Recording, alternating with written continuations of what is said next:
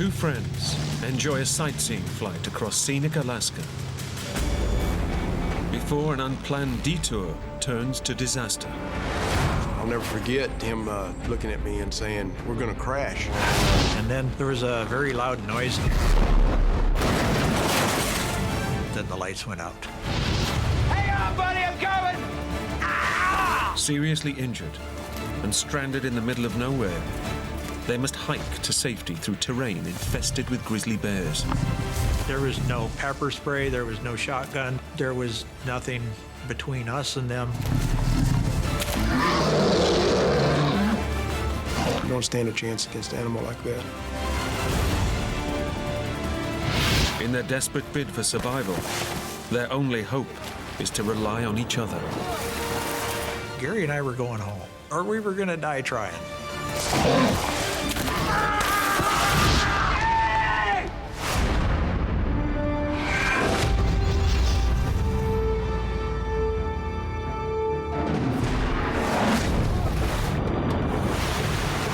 Hang on, I'm coming!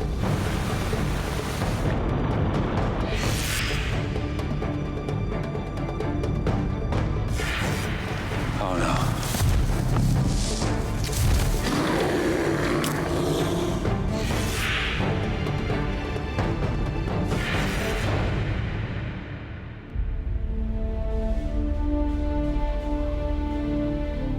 The Knik River Valley in southern Alaska, an area of untamed natural beauty, overlooked by the majestic Chugach mountain range.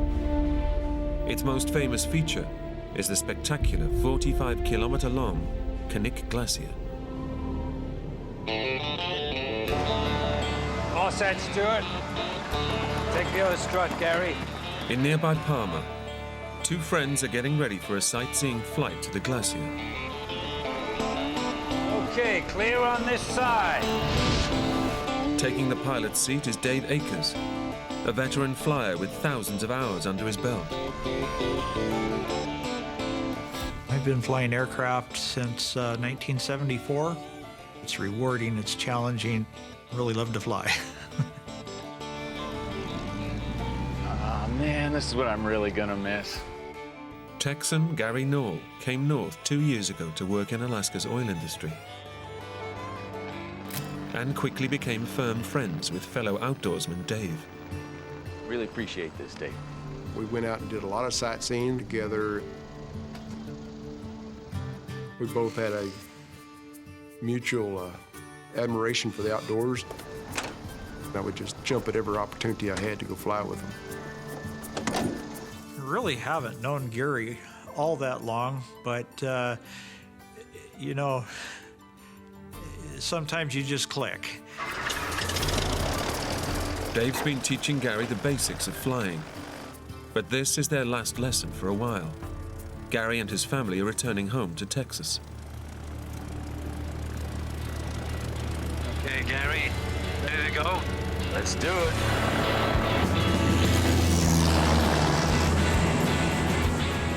The 80-kilometer round trip should take no more than 2 hours. Dave and Gary plan to be back before dusk. We were in just real remote scenery, no power lines, no roads, no human intervention in the land at all. Alaska is just beautiful. It's called the last frontier, and it truly is the last frontier. There's just, you can get away from civilization very easily up there. The weather stays fine as they track the river southeastwards. And after an hour, they reach their destination, the stunning Knik Glacier.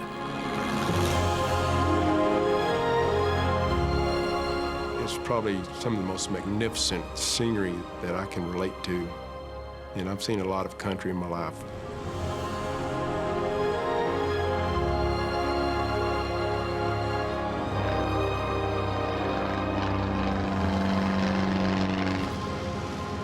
Time's up, Gary.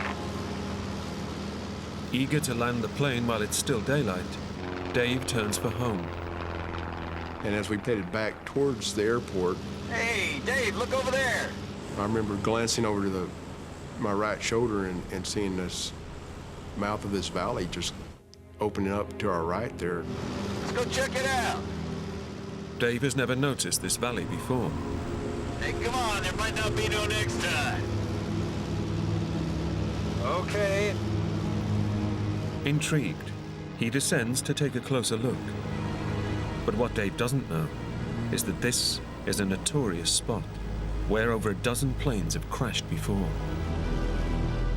I had a lot of trust in the airplane and a lot of trust in my ability. Just wanted to kind of get a feel for the environment. 15 minutes later, Dave starts his climb out. The valley was back behind us. I remember Dave just giving it full throttle. We don't seem to be going up. I did a quick instrument scan and noticed that I was going down at 200 feet a minute. I thought, something's not right. I immediately knew we were in a downdraft.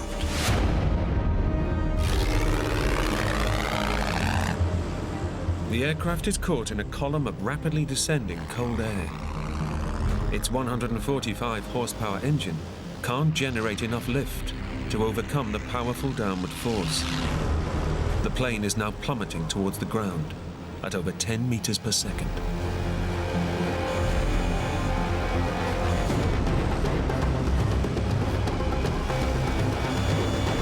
I needed to keep my wings level and get my airspeed as low as possible because we were going to impact.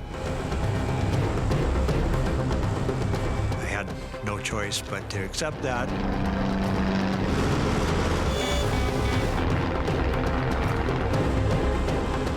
I'll never forget him looking at me and saying, "We're gonna crash."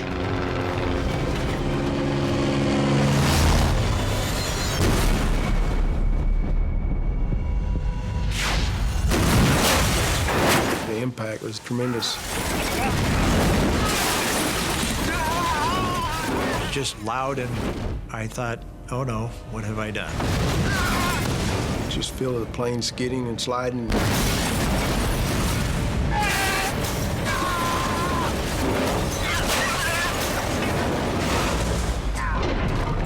And then a big noise, and then the lights went out.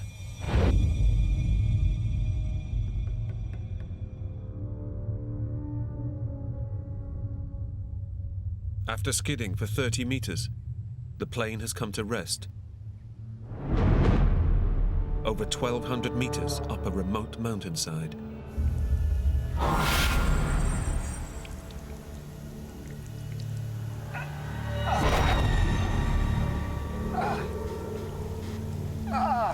One of my first thoughts was, here I am covered in blood.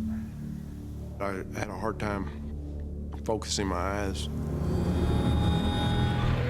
Miraculously, both men have survived the crash. But Dave appears to be unconscious. I look around and I see Dave laid back in his seat and his eyes are just rolled up in his head. Dave. I'm thinking, man, this is not good. Dave. You hear me? I immediately start yelling at him and trying to get his attention. Dave, talk to me, man. He was incoherent. But their injuries are not the only problem. Dave, we gotta get out. Gasoline was just pouring out. The force of the impact has ruptured the plane's fuel tanks. Get the door. The wreck could catch fire and explode at any moment. Come on, man.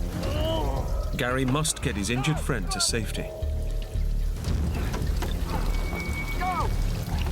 Go! I'm pulling and tugging on him and trying to get him out of the plane. Come on! He's not responding. Wake up! I didn't have time to think, oh, are we gonna die or whatever. Come on, man. I just knew we gotta get away from the plane.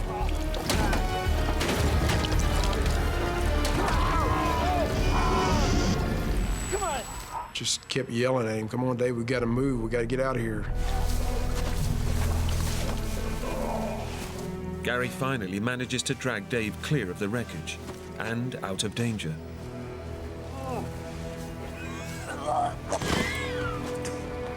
And the next thing I knew, I'm staring at the tundra. I recall thinking that we're two very lucky people to be alive. Against all odds, Dave and Gary have survived the crash, but both have sustained multiple injuries.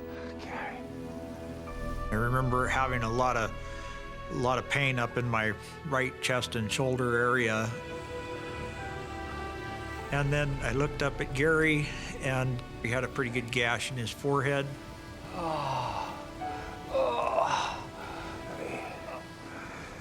He don't look good. I'm okay.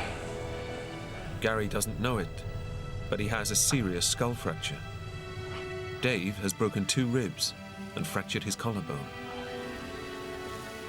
We needed to get some help quick, but nobody knew where we were at.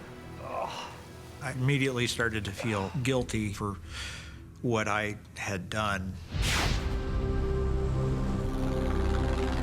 Their unplanned detour means they're well off the usual flight path, and they've left their mobile phones back at the airfield. Their last hope is the plane's high-frequency radio. But to reach it means braving the fuel-soaked fuselage. The gasoline was still just pouring out of the plane, and we just determined we had to take a chance. Gary grabs vital emergency gear, while Dave checks the radio. A single spark could ignite the fuel, turning the wreck into a lethal fireball. I reached over to the master switch.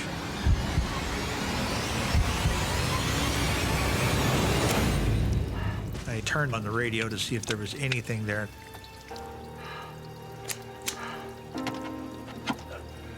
There wasn't any power. It was just dead. It's a devastating blow. Out here, it could take weeks for rescuers to find them. Now there's only one option left. They must walk off the mountain while they're still strong enough. So we gathered up everything we had. The men decide to head for the Knik River, where they hope to hit a logging road. But they set off woefully ill-equipped to survive in the harsh Alaskan wilderness. You reckon I ought to get a jacket? Ah, don't worry. We'll be up and back before you know it. I was dressed in my shorts, t-shirt, my tennis shoes on. We just thinking we're going to go out for a quick sightseeing trip, but it's not the way to be dressed when you're out in the wilderness of Alaska.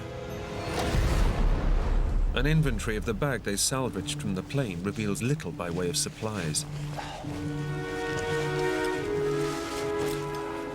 He had a little emergency bag that had some peanut butter, some bandages, some tarps, some old towels, a couple of sleeping bags.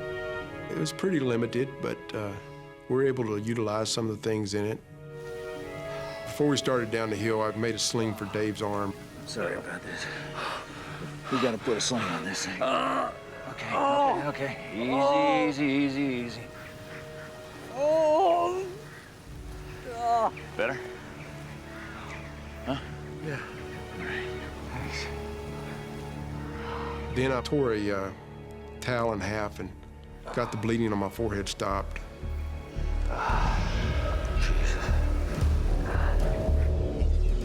But Dave and Gary are taking an almighty risk.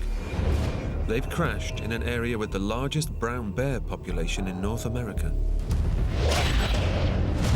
Often weighing in at over 300 kilos and standing at over 2 meters tall.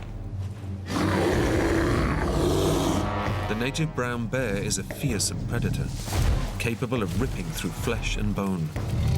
And they can smell blood up to 30 kilometers away. Here I am covered in blood, Dave is injured, and we're in bear country with no firearm. With 40 kilometers to cover to the nearest settlement, their chances of survival are slim.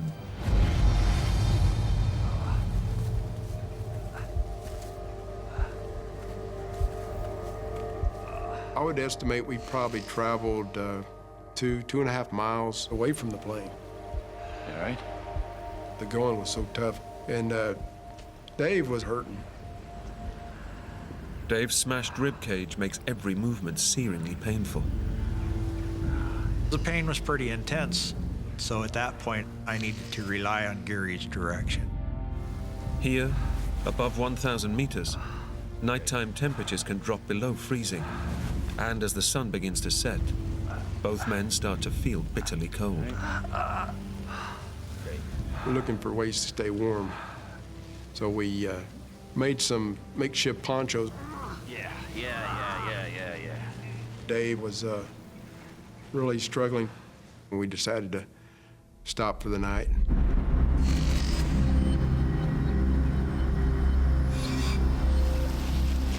Concerned that pushing Dave on could exacerbate his injuries, Gary decides to make camp for the night. We laid one of the big tarps out and then pulled the second tarp up over us. Dave and Gary desperately need rest, but they know that many of Alaska's fiercest animals come out to hunt at night. Wanted to really be just on alert, listening for bears. Weak, unarmed, and covered in blood, the men would be an easy meal for determined predators. Gary had a bear encounter earlier that year where he actually had to shoot the bear. If he's gonna come get you, he's gonna come get you, and you're defenseless. Fearing for their lives, both men's thoughts turn to their families. We love our wives and we love our kids, and that's where we wanted to be. I could only imagine at that point they must have thought we were probably dead. We were so compelled to get off that mountain for that reason, just to let them know that we were all right. Gary and I were going home, or we were gonna die trying.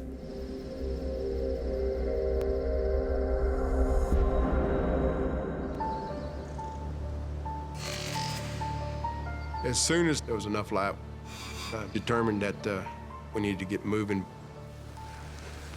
Come on, get up. We gotta get home. Pretty soon I hear this, hey Dave, we gotta go. We gotta get out of here. Oh, give it a break. You're hurting and you're tired. I laid there for what seemed to me like 3 seconds. Look, if I can keep moving in this, you can too. He was getting really just rigid from his injuries. I had to convince Dave several times that we needed to get up and go. Get up! Dave's injured body craves rest. But Gary knows that if they're to make it out alive, they must get moving. I was thinking that the best thing to do was to get up and start moving, get the blood circulating, get some warmth going, help perhaps boost the morale, just have a plan, put something into action. We had to backtrack out of the canyon that we flew up into. But, you know, everything looks different on the ground than it does from the air.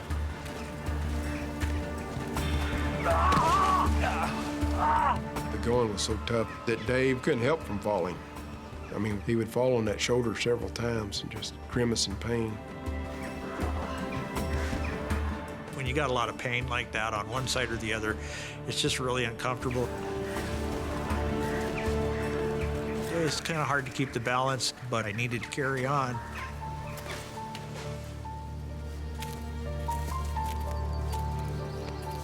Dave and Gary hope that the Knik River will lead them back to civilization. But to reach it, they will have to navigate their way across 40 kilometers of treacherous terrain. My concern really started growing there because you just don't know what's down in the alder brush. We had enough blood about us that I would have rather been a moving target to a bear than a sitting target to a bear. And then I spotted something moving off to our right, and I just froze. There was this huge grizzly. We were literally just feet away from it. Dave and Gary are now face to face with a 300-kilo grizzly bear. It's their worst nightmare. You don't stand a chance against an animal like that. Largest predator in North America. They're upwind of the grizzly, so it hasn't smelt them. Yet. But should the wind change, the scent of blood will surely attract this fearsome predator.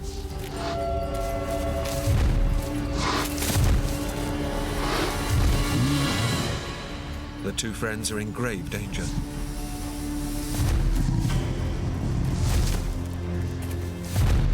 The bear was just prowling back and forth. And then it turned back towards us. We are obviously in his territory and his domain. I thought to myself, hold still. I remember Gary saying, Lord, help the bear turn the other way. That's exactly what the bear did. We were so relieved when that happened. It was like we could breathe again, you know. We both looked at each other and said, this is not where we need to be right now. As quiet as possible. We sort of cut back at a 45-degree angle. We wanted to just put some distance between us and that bear.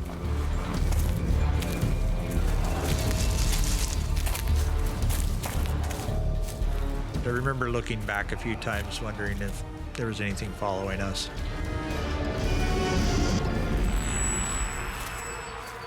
And then we noticed a large area that had been stomped around. Oh, no. It's fresh, isn't it? We were standing just feet away from this moose kill. When a grizzly kills a moose, it'll take it and bury it, and let it rot a little bit. Seeing that moose's head and legs and stuff sticking out of the ground, that was not a good feeling right there at that point. Dave and Gary have accidentally stumbled into the heart of the grizzly's lair.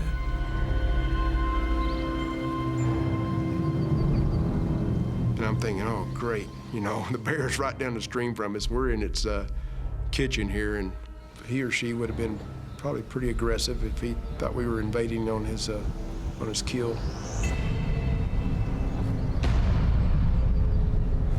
Brown bears are notoriously territorial, and the men know this one could return at any moment. There was no pepper spray, there was no shotgun, there was nothing between us and them, and absolutely no protection whatsoever.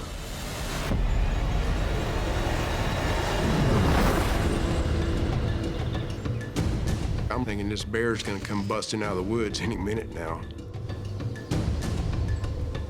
Between a bear and its kill was not the place to be. And that's when we started moving off. Reeking of blood, Dave and Gary are desperate to avoid another bear encounter. Bears are unpredictable. You never know what it is that's going to provoke them to attack you. We were definitely in a position to have that happen at any moment. One of the items we had was a bear whistle. and we just blow on that pretty much all the time. You don't want to surprise a bear. That's the worst thing you can do.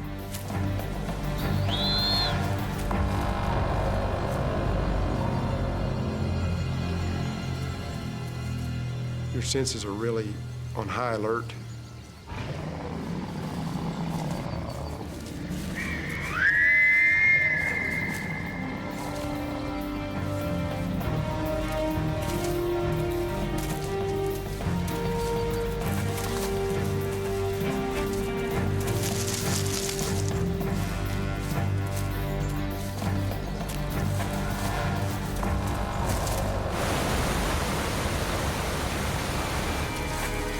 The men stumble onto the bank of a 10-meter wide river.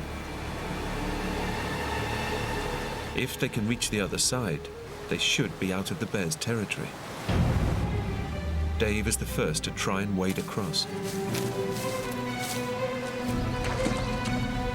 As he starts to enter the creek, I'm looking over my shoulder. I'm looking for that big old grizzly bear. The water was ice cold. Of course, the whole balancing act with the pack and the pain and everything was challenging. And then lost my footing and got pulled downstream. I turn around and look, and Dave's gone.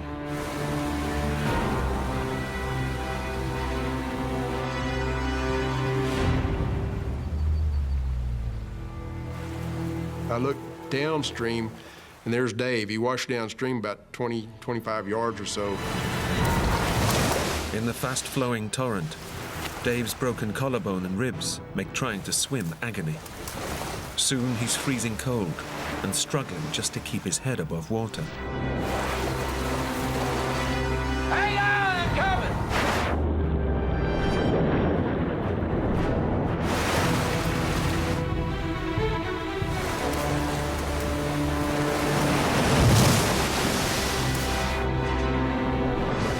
Dave manages to drag himself to shallow water.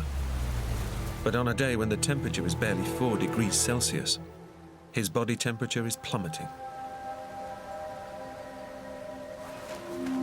I'm thinking, great, this is not good, you know. Now he's gonna get hypothermia. Come on, let's get you dried off. No. Gary said, you know, you need to wring out all your clothes. We gotta get out of here. Dave decides that getting dry isn't their biggest concern. We're still within proximity of where we had just seen this bear, and I said, no, we'll just trek hard, and I'll just try to body heat it out. Dave is risking hypothermia. Now, more than ever, the two friends need rescuing. 30 kilometers away in Palmer, the men's wives have raised the alarm, and an air search has been underway all day. But the rescue teams are unaware that the two men are much higher up the mountains than anticipated, and beyond the limits of their search area. For now, Dave and Gary are on their own. Now, I remember Dave falling several times, You all right? but he wouldn't complain. You just get up and keep on going. And I could tell he was hurting. With every movement, over the uneven terrain, Dave's broken ribs threaten to puncture a lung. If that happens before they reach safety, he might not survive.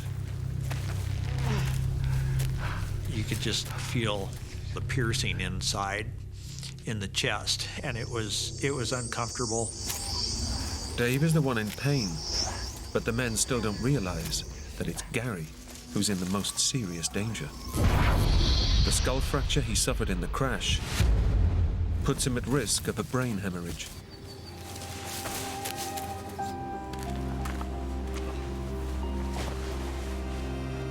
We're hiking hard here, and we're sweating, and we're putting out energy, and it was just like you could never take on enough water. I was so thirsty, I didn't care if it was dirty, I didn't care what was in it. I was determined to get some moisture in my mouth. And then we remembered we had a jar of peanut butter, The peanut butter they retrieved from the plane is a godsend. It's not much, but it gives the men a desperately needed boost. Peanut butter was always good to eat. You could feel a little pickup. Yeah, it was just like a shot of energy, so packed with protein and the sugars. It was the first time I'd probably eaten in well over 24 hours. And I remember how good that peanut butter tasted.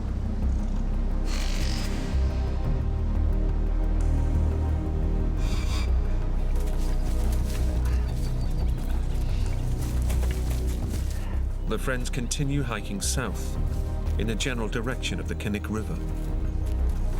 That was a lot further journey than what we'd imagined. Every time you come over a rise, you think we're gonna see it. But the rough terrain and their worsening injuries make progress painfully slow. We carried on for a couple hours. Our bodies were growing more and more exhausted at this point. And then I looked up. And we caught our first glimpse of the Knik River down below us. That was where we're trying to get to.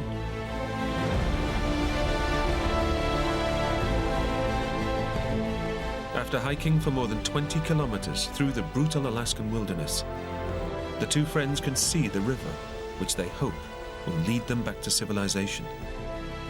Try? We decided it's time to go down and try to get out through the valley floor. Facing a long, slow descent to the valley below, they decide to take a shortcut. But it means scrambling down a steep, wooded slope. It just got steeper and steeper and wetter, and the underbrush was just really green. The ground was slippery.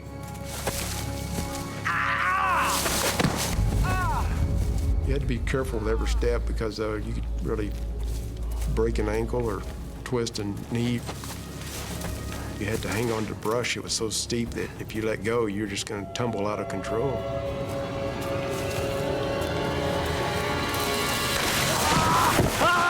All of a sudden, my feet slipped out from underneath me, and I started sliding down the hill. Unable to stop himself, Dave is hurtling towards the edge of a 15-meter precipice. We're picking up speed. As the branches are going by, I'm reaching out with my arm.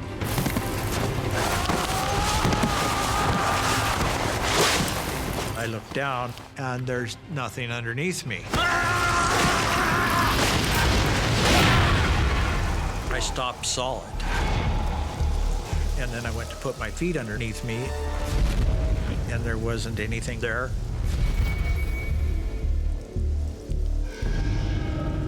I looked down, and it was another drop on down to the bottom.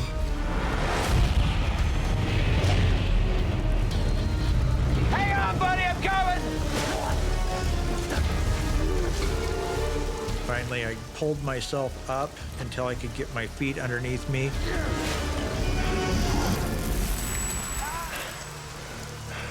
Had I have gone off of that, I may not be sitting here.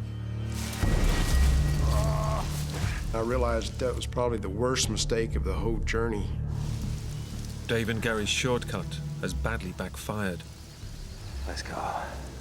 Exhausted from their exertions and the pain of their injuries, they now have to climb nearly 150 meters back up a 45-degree slope. That was a pretty demoralizing point. Right there was just trying to get back all the way up to where we started from.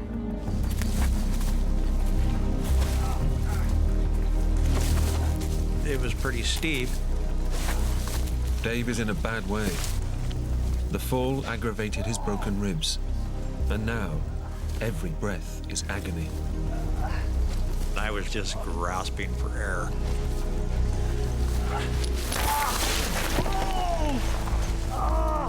There was a concern there about what it was that was going to happen next with your body, because you could feel things weren't working as they should be. The grueling climb saps what little strength Dave has left. And now Gary's in trouble too. I don't feel good. I'm thinking something weird is going on here. Come on, Gary, we gotta keep going. Man, this is really strange. But I knew we had to keep on going. What you doing? It's this way. It's this way. And he's going, why are we going south? I promise you, it's this way. I've normally got a great sense of direction, but I'm thinking the injuries to my forehead were beginning to take a toll. Gary's growing confusion is a worrying symptom of his fractured skull and severe concussion. Up to this point, he's taken the lead. But now, he realizes that it's his turn to rely on Dave. At this point, I decided to follow Dave's lead. I mean, he seemed to be thinking clearly. Gary needs urgent medical attention. The search efforts continue. But as the friends' unplanned detour took them way off the usual flight path, the search doesn't extend to where they're stranded.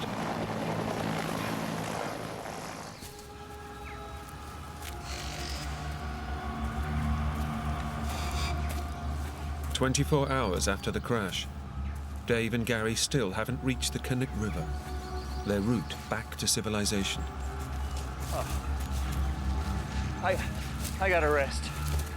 Then, Gary catches sight of something through the trees. And then I can remember seeing what I thought was a hunter. Thought, man, that's odd. It's not even hunting season. Dave! Look!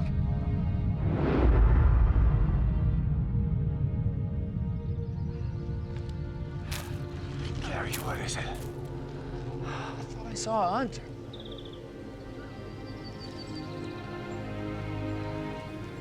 Gary, there's nothing there. At this point, I'm starting to understand that Gary's operating in some sort of a reduced mental capacity. Gary's erratic behavior is worrying Dave. For the first time, he realizes that his friend's head injury could be life-threatening. Watching Gary go through that, it increased my feelings of guilt for having caused the accident in the first place. It gave me a drive to want to do everything I could to make sure that we could get to some help quick. The friends' hike to safety just became a race against the clock. Dave pushes on, determined to get his friend the medical help he so desperately needs.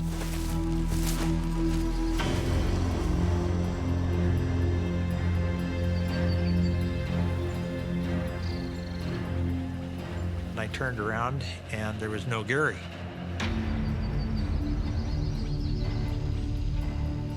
I thought, how can that be? He was just here. You know, where did Gary go? Gary has disappeared.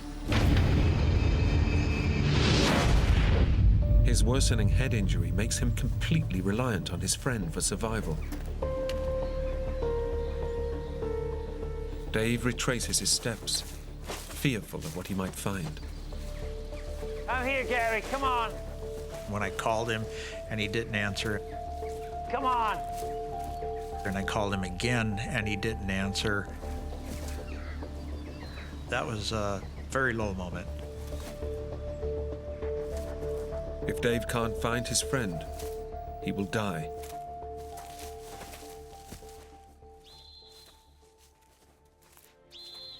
All of a sudden, his whistle went off.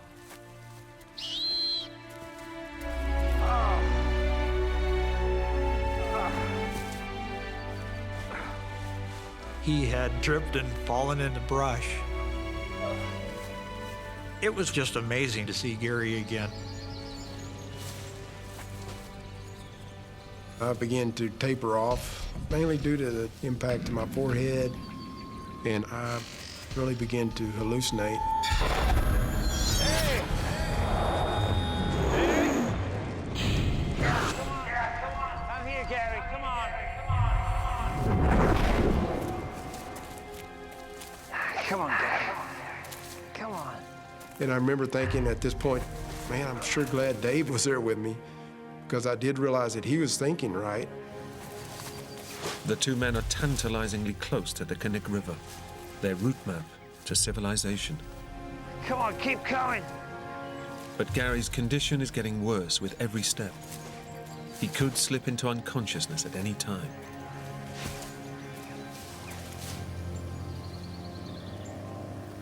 But then I heard the sound of an aircraft.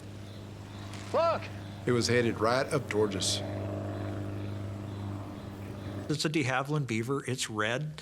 I know the people who even operate the airplane. It's that close, I can see it. Quick, quick, flare. The plane is flying upriver towards the Knik Glacier. Gary and Dave scramble for the emergency flare they retrieved from their aircraft. The timing just perfect. He was coming right at us, and I shot the flare off right in front of the plane. And I'm thinking, it just doesn't get any better than that. The flare started to illuminate.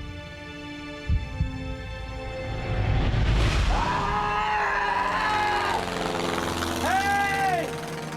When it got to its crest, the plane banked away 180 degrees away from us. He never so much as saw it.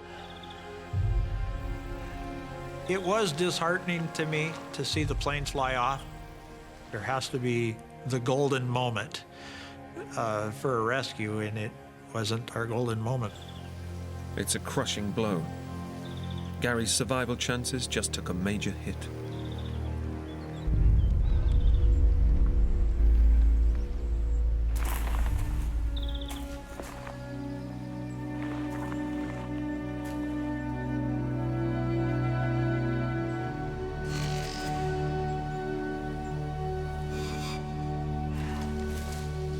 The men stumble on, but now even the terrain seems to conspire against them. It is just nothing but tangled sticks and brush. We literally couldn't see much more than about 50 feet. It's thick. It's really thick. Hey? Gary, come on. I could really just feel a sinking feeling coming on me. It would take 10 times the effort to just go 5 feet. And now, Gary has completely lost his grip on reality. I would see camps, campfires, tents.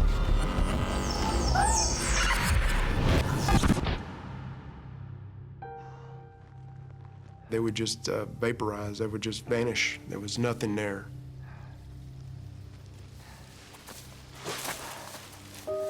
As the light fades, Dave starts to feel desperate. Come on, keep coming. He's convinced that Gary won't survive another night out here.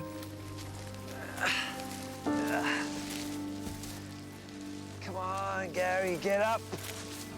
Keep coming, keep coming. Watching Gary not move as fast, being quieter, that was a real sinking feeling.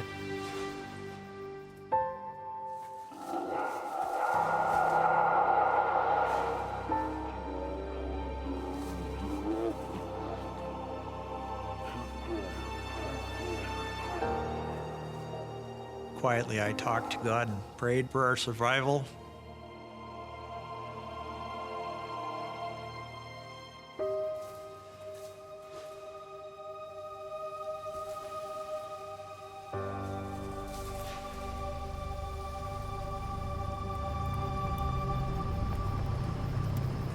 And then I hear car engines.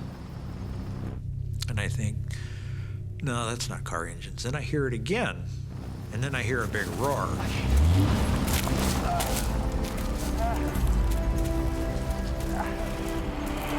and then I see lights shining through the trees.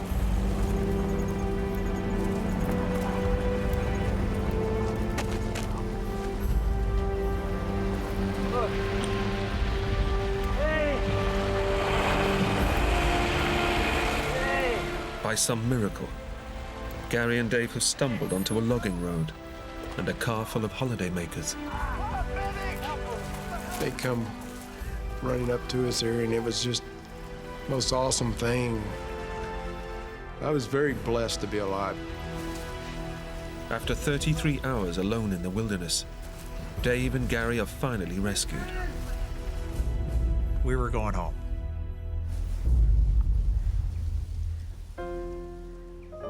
It's remarkable that we survived the crash. It's remarkable that we were in physical condition to be able to walk out. And it's remarkable that we did not have a physical encounter with a bear.